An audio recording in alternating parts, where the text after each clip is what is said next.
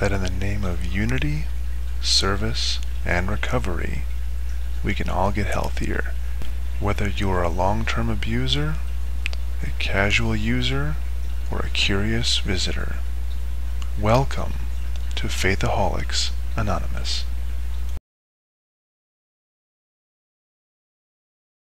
Hello YouTube. I'd like to talk about something that many people believe is a proof in God, and that thing is the ontological argument. Now, it has always struck me that the whole premise behind God is that there is no proof for God. The very idea is that either you believe it exists or you don't, based on reason and faith. You can't prove it's there, or you undercut the whole idea of reason and faith, and everyone should just snap into line. My first exposure to the ontological argument was while reading Descartes' Meditations. It struck me false then, it strikes me false now. I still can't believe people bother trying to prove God, or that they're trying to disprove God. We'll get into this one though.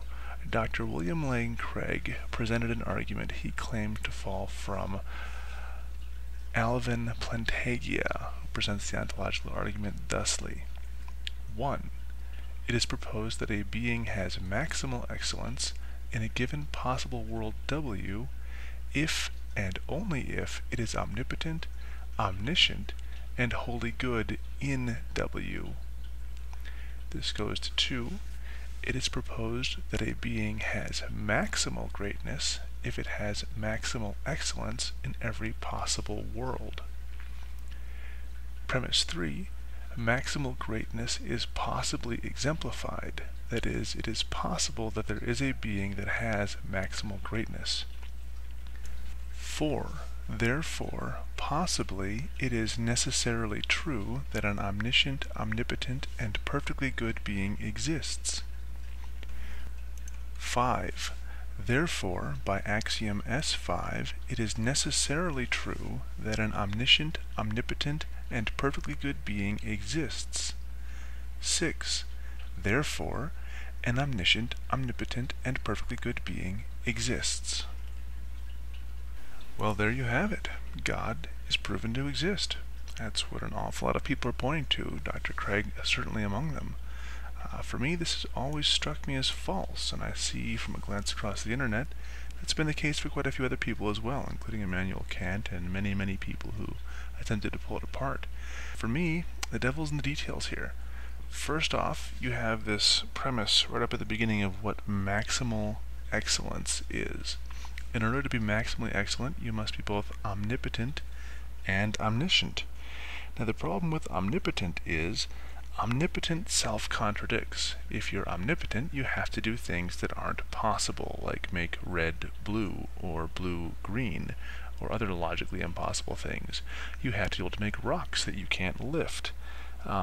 Omnipotence conflicts with omniscience. If you are omnipotent, you can learn, but if you're omniscient, you know everything, so you can't learn. So then that kills the whole thing, doesn't it? Except that it seems to me at least logically possible that if a God exists and requires faith, we can use words like omnipotent to describe it. For the sake of argument, let's change omnipotent to be perfectly powerful. That seems to be a phrase in keeping with maximal excellence. Perfect power will be everything anyone could conceivably do that isn't logically impossible, meaning you can make a rock so big no one else could lift it, but you can pick it up because you have all the power. We could call it possessing the sum total of all the power possible within the universe. Pick your favorite. The idea is that you remove the logical contradiction and still press forward. Some maximally excellent, non-logically contradictory being.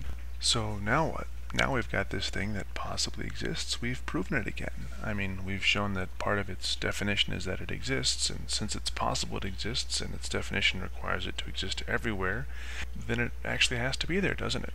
Well, again, here's where we have our fine details. They're talking about possible existence, possible worlds, what is potentially there. I would argue that there are lots of possible universes theorized both in religion and possible universes theorized in science. alternate realities, anyone who thinks every choice has a branch that turns into something else, you can see all kinds of interpretations, from the mirror episode on the old Star Trek series to that crazy photo mirror episode on the recent Stargate series, or anything in between. The point is that we have all these possible universes we can theorize, and we have an actual universe. And when I mean actual universe, I'm talking about the universe that we are all interacting with, the universe that we perceive. Now, here's where I tend to agree with Descartes. Perception has been shown, up one end and down the other, to be flawed. The entire tradition of stage magicianry is based on flawed human perception. The actual universe is that which is shared, in which nothing is certain, the universe that we are all agreeing to commingle in together. It can be shown that nothing is certain because each individual participant of this universe must assent to that participation. Each individual participant is quite right to lock themselves in a room, reject all of their experiences, and say that nothing is happening, that there is little more than a dream. That is, in fact, what Descartes tried to do when he disassembled himself to say what can be held to certainty. And in our shared universe, there isn't certainty. If there's one certain thing, it's that nothing is certain. And yes, that's a wonderful contradiction, but it's one that I'm fairly confident of. So what happens to the ontological argument from here? Quite simply the second flaw, even allowing omnipotence. The ontological argument addresses possibilities in possible universes. And this is not a possible universe. It is wrong to equate the actual universe with a possible universe until we can demonstrate that what is possible and what is are equivalent. In essence, people ask, what were the odds of that after the fact? And I say, clearly 100%. It happened. To put that another way, the ontological argument addresses the universe between our ears, that of thought. If you want to, it explains very much why God or God ideas are so prevalent in human culture over all of time, but it certainly doesn't prove that there is a God in the actual universe. Apostate, apostle.